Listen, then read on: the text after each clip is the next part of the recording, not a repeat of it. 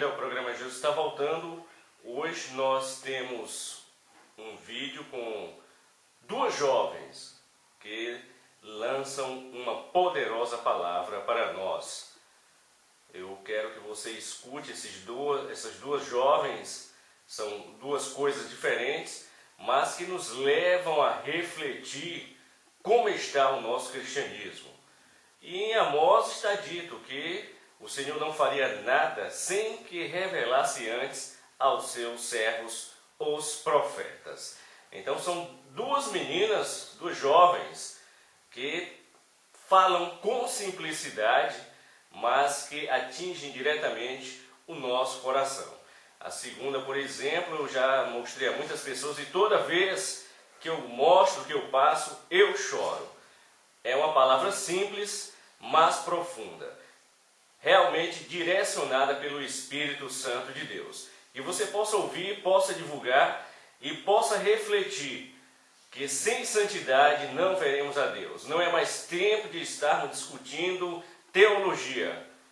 No arrebatamento não serão os teólogos, não serão os religiosos, mas aqueles que estão com uma vida limpa diante de Deus. Aqueles que estão não só ouvindo a palavra de Deus, mas praticando a palavra de Deus. Eu não vou mais tecer comentários e quero que você preste muita atenção na palavra que vai ser lançada nesses dois vídeos que você vai ver agora. E que você possa refletir, passe para os seus familiares como é importante essas mensagens nos dias de hoje. E o programa Jesus Está Voltando é esta linha, estarmos sempre levantando o seu astral, mostrando que nós não temos muito mais tempo, que Jesus está voltando. Assim, meus queridos irmãos, eu venho para poder entregar uma palavra, uma visão que o Senhor já me deu, tinha me dado em 2014, e para que se cumpra a palavra dele. A volta dele está próxima, nós já estamos em 2015 e está muito próximo, então não é tempo de ficar brincando. Antes eu vou deixar uma passagem que se encontra no livro de Mateus, no capítulo 24, no versículo 36, certo? Onde fala: mas aquele dia e hora ninguém sabe, nem os anjos do céu, mas unicamente meu Pai. E como foi nos dias de Noé, assim será a vinda do Filho do Homem. Porque assim como no dilúvio, nos dias anteriores comiam, bebiam, casavam-se e davam-se em casamento, até o dia em que Noé entrou na arca. E não perceberam, até que veio o dilúvio e levou a todos. Assim será também na vida do Filho do Homem. Então, estando dois no campo, será levado um e deixado outro. Estando duas mulheres no moinho, será levada uma e deixada outra. Vigiai, pois não sabeis a hora em que há de vir o nosso Senhor. Amém? Então, Deus tem me falado desde 2014, Deus tem me mostrado visões, desde quando eu tive a visão do céu e tive a visão do inferno, depois eu tive a visão do céu, que mais pra frente vou fazer um outro vídeo falando acerca do céu e do inferno, mas que no momento eu ainda não senti no coração de estar falando para os irmãos.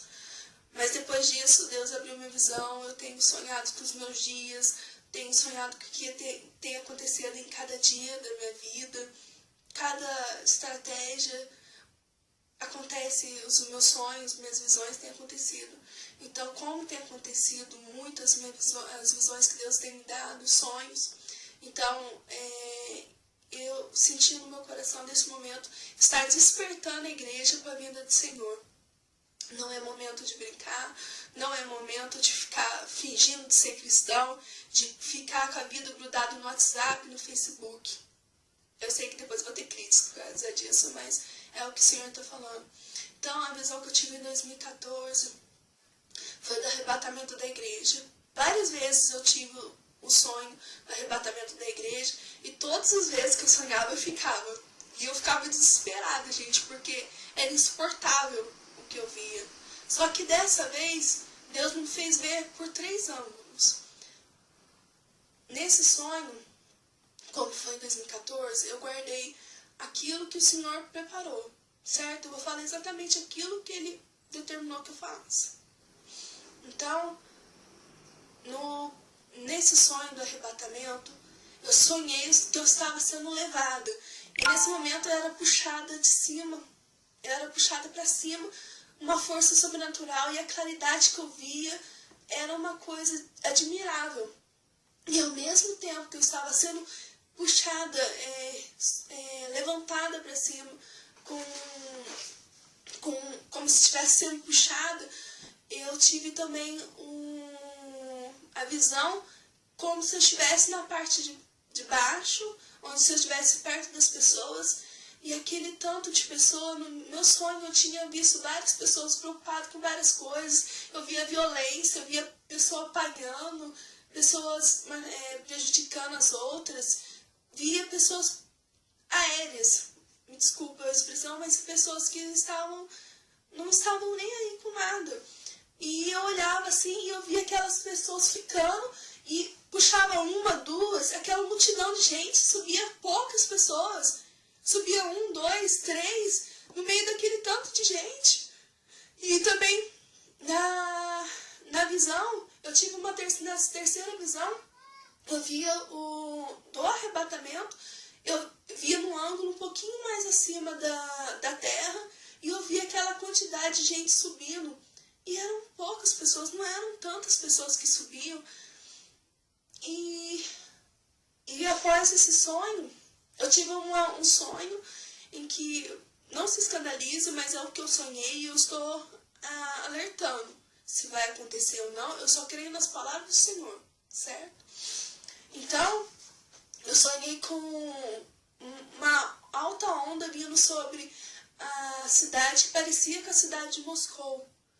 E vinha uma grande onda sobre ela e emergia a cidade, assim como também a cidade do Rio de Janeiro, vi algumas cidades do Brasil, onde levantavam as ondas e acabavam destruindo as casas. Esse sonho que eu tive. E eu acordei assim e falei assim, meu Deus, por que o Senhor me mostrou isso? O Senhor me levou a passagem em que ele me levou a essa passagem, que haverá, principalmente no capítulo 24, onde o Senhor fala que muitas coisas haverão de acontecer. Então, que não era para se escandalizar, principalmente no capítulo 24. Quero que os irmãos tenham lido no capítulo 24 em casa, porque muita coisa está para acontecer, certo? Então, Isaías fala e Daniel fala, as passagens que o Senhor fala que haverá, porquanto se levantará nação contra nação, reino contra reino, e haverá fomes e pestes e terremotos em vários lugares. Gente, tem acontecido isso. Irmãos, se despertam. Venham despertar para a obra do Senhor. Não é tempo de brincar. Gente, não é tempo. E assim, Senhor, o que o Senhor me falou do sonho? O meu povo está distraído. Eu não vou aceitar pecadinho. Eu não vou aceitar pecadinho. Acorda, meu irmão. Deus não vai aceitar pecadinho no céu. Deus não vai aceitar. E o que me dói é porque eu tenho visto as pessoas se perdendo. As pessoas têm morrido. E a gente muitas vezes fica preocupado só conosco mesmo, com essa teoria da prosperidade, em ganhar, em ter. E o evangelho está onde, gente? Gente, acorda, gente. Nós estamos em 2015. Vai acontecer muita coisa aí nesse 2015. Deus me falou. E uma das visões dele era isso. E que os homens, a Bíblia fala que os homens temerão os mares. Os mares se levantarão contra a cidade e os homens se esconderão em cavernas. Fala! Então, meus irmãos, não é tempo de brincar. No arrebatamento que eu vi, Muitas pessoas ficavam, eu fiquei feliz porque eu estava subindo, mas e as pessoas por bobeira, gente. Não é que Deus vai fazer exceção de pessoas, que Deus... Gente, Deus é santo. Deus é santo e não se deixa contaminar com pecado. Não adianta. Está na hora de você se levantar em santidade, santificar a sua vida. Para de fingir que é crente, para de fingir que é cristão. Começa a ter atitudes de cristão. Irmãos, é isso que eu tenho para poder falar. Posso não ter agradado a muitos, mas eu falei exatamente aquilo que Deus mandou. É uma coisa, eu sonhei. Muitos dos meus sonhos têm acontecido. Deus tem aberto a minha visão para poder ver os meus dias, o que vai acontecer nos meus dias. E eu não poderia deixar de colocar esse vídeo, porque nós estamos próximos. E se é para alertar a igreja, e se eu sou boca de Deus nessa terra, eu quero alertar a sua vida acerca disso. Já não é a primeira vez que eu sonhei. E outra, vou deixar bem claro. Você está pensando assim, mas não tem importância, Jesus volta, depois eu vou ter a oportunidade, morrendo, vou morrer, depois eu vou receber. É só não aceitar a marca da besta, ou coisas e tal, como quando eu era mais nova eu pensava. Gente, eu vou falar uma coisa. As pessoas nos finais dos tempos, elas não terão sentimento. Existem projetos arquitetados para as pessoas não terem mais sentimento. Até parece, irmãzinha, que você está falando isso. Gente, os projetos que têm sido feitos são coisas demoníacas.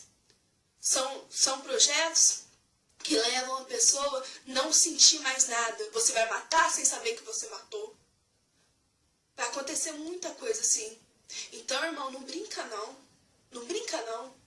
Porque não vai ser fácil aceitar Jesus depois não, viu? Não vai ser fácil. Então aproveita a oportunidade agora, porque depois vai ser muito tarde. Gente, guarda essa palavra no seu coração. Mas considerar isso. Se o pai de família soubesse que à vigília da noite haveria um ladrão, vigiaria e não deixaria minar a sua casa. Se você sabe e você não está fazendo, você já é culpado. Então aproveita enquanto é tempo. Começa a ajeitar, começa a arrumar a sua vida. Não é ajeitar, não, arrumar. Porque ajeitadinha, a gente dá ajeitadinha aqui, ajeitadinha ali. Guarda uma sujeirinha debaixo do tapete, debaixo da cama. Mas está na hora de arrumar. Tá? Eu que deixo essa palavra. Que Deus abençoe a vida de vocês. E que vocês tenham uma semana abençoada, um dia abençoado, no nome de Jesus. Paz do Senhor. Eu sei que eu tô devendo um vídeo pra vocês, mas eu tô afim hoje de falar da saudade. A gente sente saudade de tanta coisa, né? A gente sente saudade dos amigos que estavam conosco, que hoje não estão mais. A gente sente saudade dos amores que vêm, vão, não permanecem ou que não dão certo. A gente sente saudade de familiares que estão longe, a gente sente saudade de épocas da nossa vida que nós nunca mais vivenciaremos outra vez. Mas por que a gente não sente saudade do nosso noivo? Por que a gente não sente saudade de ouvir a voz dele como a gente sente saudade de ouvir a voz de alguém? Por que a gente não sente saudade de conversar com ele como a gente sente saudade de conversar com alguém? Por que a gente não sente saudade de estar na presença dele como a gente sente saudade do abraço, do perfume, da presença de alguém? Por que a gente não sente saudade de ter uma vida de intimidade com ele, como a gente sente saudade de tantas outras coisas? Nós vivemos em uma geração de saudosidade, uma geração que sente saudade da época em que Deus operava através dos hinos da harpa, em que Deus falava com alguém numa simples escola bíblica dominical. Na época em que Deus batizava com o Espírito Santo nos porões da igreja ou nas consagrações de manhã. Nós sentimos saudade da época em que jovem saía para evangelizar, ganhava vidas, para Jesus, a gente sente saudade da época em que jovem levantava a mão para orar e Deus curava. Por que isso não acontece mais? Porque é muito mais fácil colocar a culpa na igreja, colocar a culpa num líder, colocar a culpa no pastor, sem observar e sem analisar que a culpa está em nós, que deixamos de praticar o verdadeiro evangelho. E o verdadeiro evangelho não é subir no altar e esbanjar a teologia. O verdadeiro evangelho é viver uma vida de intimidade. Deus é tão simples, a gente complica tanto.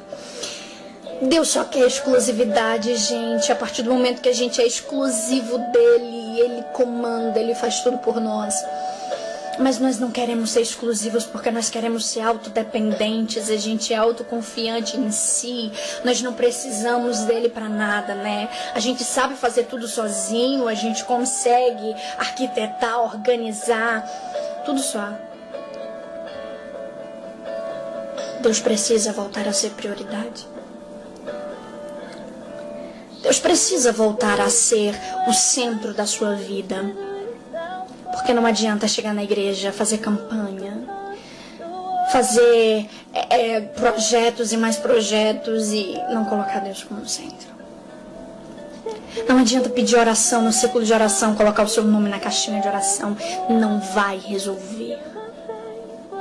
O que falta na sua vida não é a prosperidade financeira, não é o relacionamento, o casamento dos sonhos, não é a casa, não é o carro. O que falta na sua vida é relacionamento com Deus. Sinta saudades dele, sinta vontade de estar com ele, sinta a necessidade dele, você vai ver como tudo vai mudar. Não importa o que os outros digam, não importa o que os outros pensem de você. Você só tem que dar satisfação àquele que cuida de ti em todos os momentos. Mas você precisa colocá-lo como centro, como primeiro e último pensamento. Acordar e pensar em agradecê-lo pela noite. Dormir e pensar em agradecê-lo pelo dia. Viva uma vida de inteira comunhão com Deus e você vai ver como tudo vai mudar. Viva uma vida de intimidade, de amizade. Tenha o Espírito Santo como seu melhor amigo. Para de viver na saudade. Para de viver naquela de ai, como eu queria que Deus me usasse, como me usou um dia. Deus pode fazer tudo isso a partir do momento que você se posicionar. Volta hoje. Muda hoje a tua história com o Senhor. Faz de novo o que você fazia. Ora de novo como você orava. Jejua de novo como você já jejuou. Um dia se consagra de novo como você já se consagrou. Deus sente saudade de você também. Não perca mais um minuto sem a presença de Deus no seu dia, na sua vida. Cuide do seu relacionamento com Deus. Tá bom? Eu espero que Deus tenha falado no seu coração. Que Deus abençoe você, sua casa, sua família. Beijos de unção e até a próxima.